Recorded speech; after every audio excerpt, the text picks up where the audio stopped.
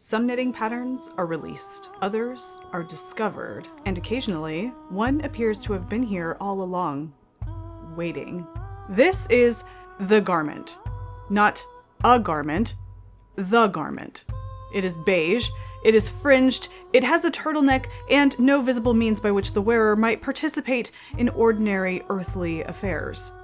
It stands around the human body like the ceremonial bell of a very warm and faintly secretive order. Let it envelop you. Experience its heft and splendor. Because I don't necessarily want to make this. I don't know where I would wear it. I don't know what I would do with my arms. I, like a lot of people, found the garment at the very top of Ravelry's Hot Right Now list. It was published back in March, so this wasn't the sudden burst of attention something gets when it's newly released. It, the garment, had recently gone viral when a Ravelry user talked about it or shared it on TikTok. At the time I first saw it, which was only a few days ago, the pattern had only 12 recorded projects, and it was only in a couple hundred queues. So this wasn't a pattern with tens of thousands of finished versions, gradually building a reputation over several years or months. I opened the page, I studied the photographs, I read the description, and I tried really hard to determine what it was that I was experiencing. Was it a poncho, a blanket, a cloak, a knitted ceremonial bell? Was the person wearing the garment, or had the garment selected a temporary human host? Robert simply presents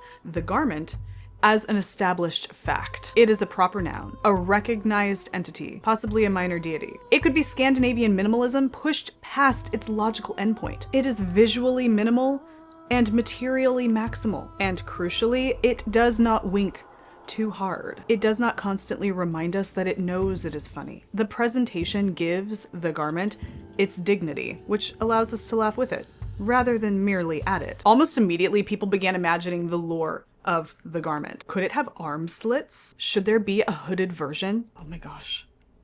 There should be a hooded version. Could a group wear them to Rhinebeck? How would one eat? How would one knit while wearing it?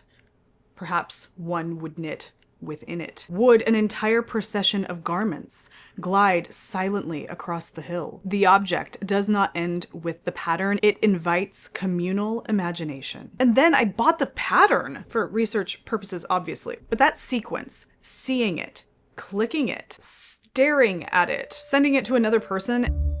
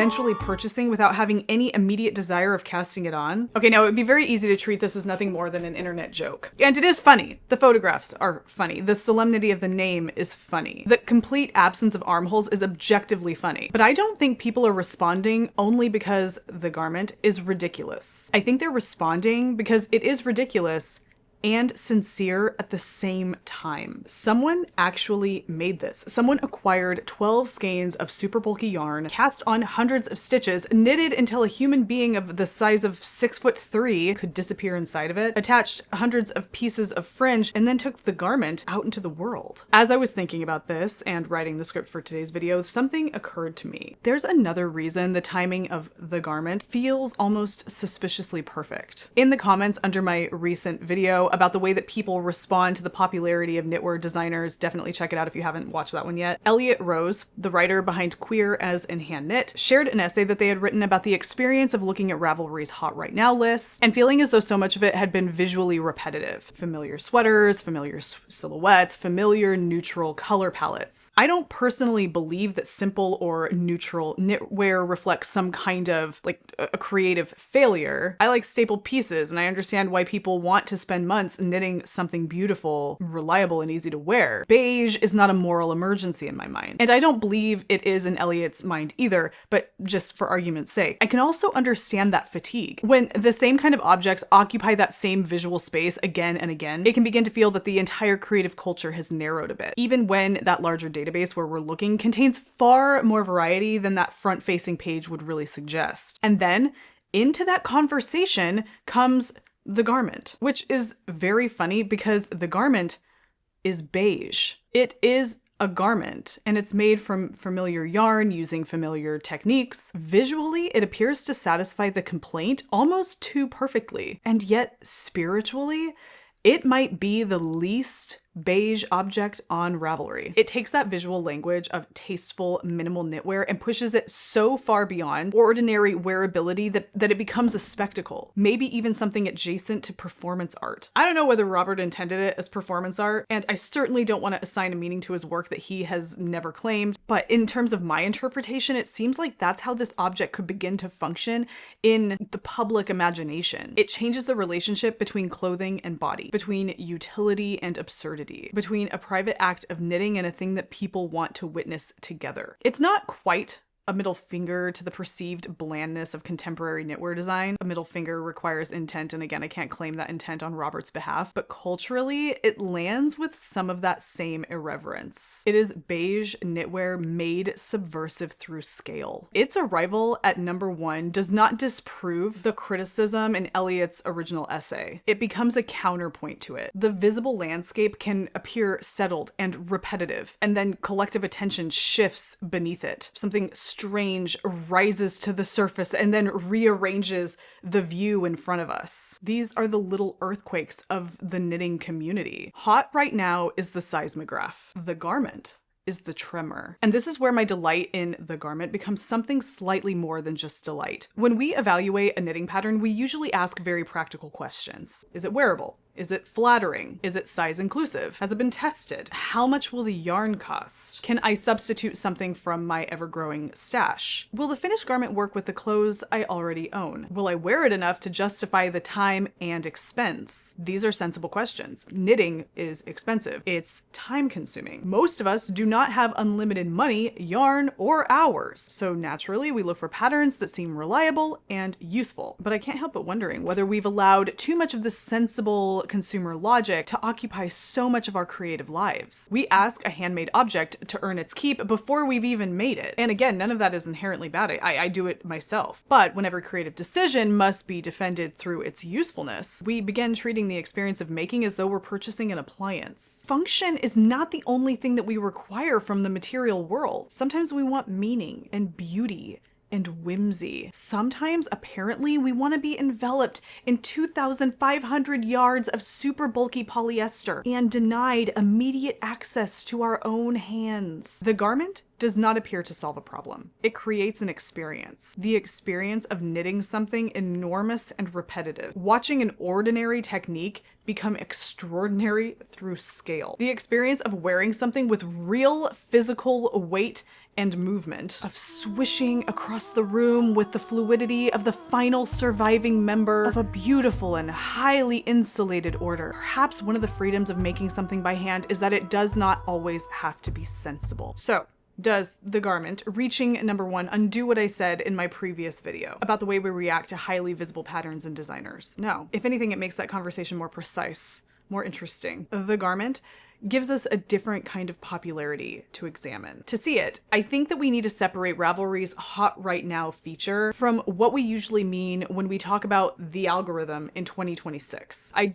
did some digging on this, a deep dive of both algorithms in general, but also how Ravelry's Hot Right Now algorithm works. An algorithm is just a set of rules used to sort and rank information. But on most large social platforms now, those systems have become intensely personalized and predictive. YouTube's homepage is built around what you have watched, searched for, liked, and ignored. Instagram uses different ranking systems across feeds, stories, reels, and the explore page, all trying in slightly different ways to predict what you are likely to engage with next. Two people can open the same platform at the exact same moment and see almost entirely different worlds. They begin with the individual viewer, you, and attempt to predict which tiny portion of an extraordinarily large pool of information you or that person is likely to engage with next. Ravelry's Hot Right Now feature feels almost old-fashioned in comparison. It functions much more like a public temperature check. Ravelry describes it as a way to see which patterns are receiving the most interest right now. It begins with the collective behavior of the people across the entire site and then reflects that activity back at the viewer. Hot Right Now does not need to know whether I personally prefer raglans, cardigans, or enormous ceremonial knitwear. I'm not saying that that's what the garment is, by the way, it's just me. I think that the idea of enormous ceremonial knitwear sounds lovely. Ravelry is not promising me that I will like the first pattern. It is telling me that something is happening around that pattern, and that is a narrower job, but it may also be a more honest one, especially for a feature literally called Hot Right Now. Now, I don't want to pretend that this is a perfectly neutral, untouched metric of human desire. Ravelry still gets to determine which signals count, how recent activity is weighted, and then how the list is organized. Any ranking systems make choices. And once a pattern reaches the top, the visibility itself will create more attention. People see the photograph and wonder what in God's name has arrived among them, and then they click it. The broader point is that modern feeds contains several layers. Predictions based on viewer behavior, decisions the platform has made about what is eligible to be recommended, and paid content occupying some of that same visual territory. What reaches us in most cases is not merely a public list of what people are looking at. It's a constructed environment designed separately for each of us. Hot Right Now, on the other hand, is much closer to a shared space. If you open Ravelry's Hot Right Now, and if I do it right this very moment, I'll do it right now, pop open Ravelry. You can do it with me. Of course, you're probably watching this after I've posted this, but for argument's sake, let's just go ahead and open Ravit. This is the app for Ravelry. This is what I'm seeing. Chances are, if you're watching this right when it goes live, you're going to see something similar. We are seeing the same thing. If I open Instagram, just as like a counterpoint to this, I'm going to open Instagram and I'm going to go to the explore page or whatever. It's that first thing that you're shown. I don't even know how to get to it anymore. How do you even get to the explore page on Instagram anymore? I don't use this. I don't know what's happening now. This is what I see. Yours is going to be entirely different, and it's going to be based on things that you're looking at, right? But Ravelry's Hot Right Now, you are going to see, of course, if you were sitting right next to me, the same thing that I see when I open it. The person who found the garment shared it. Other people reacted, they clicked, they sent it to friends, discussed it, purchased it for research purposes, and carried that attention from one platform to another. Ravelry registered the surge and placed it in a position where we could all see what's going on together. The algorithm did not manufacture the strange appeal of the garment. We did. The people, and Ravelry clocked it, and then by making the attention visible, caused it to grow. That does not prove that every unusual design has an equal opportunity for an audience. It does not prove that platforms never concentrate attention, or that Ravelry's ecosystem is perfectly balanced. One viral pattern cannot establish any of those things. What it does reveal is that Hot Right Now measures something much more unruly than approval. It measures curiosity and surprise. It measures amusement, desire, confusion, admiration, rage, and the urgent need to make someone else look at the thing you just witnessed because you don't really understand what it's done to you. Psychologically, emotionally. It's confusing, it's making you uncomfortable, and you kind of like that. The algorithm is not exclusively obsessed with beige raglans. It's obsessed with whatever we are obsessed with. I don't know what happens to the garment from here. Maybe hundreds of people will cast one on. Maybe it will become the unofficial Rhinebeck sweater. I kind of hope that it does. The hill will be overtaken by a silent army of fringed, turtlenecked forms. Maybe only a handful of people will ever actually make one. Maybe one of those people will be me. Probably not. Don't count on it. But I do think the garment has already done something important. For a moment, it interrupted the polished, practical flow of patterns designed to become dependable pieces of a wardrobe. It gave people an object to wonder about together. And it reminded us that handmade things do not always have to justify themselves through efficiency, usefulness, and good sense. Sometimes it can simply arrive with heft and splendor and absolutely nowhere to put your arms.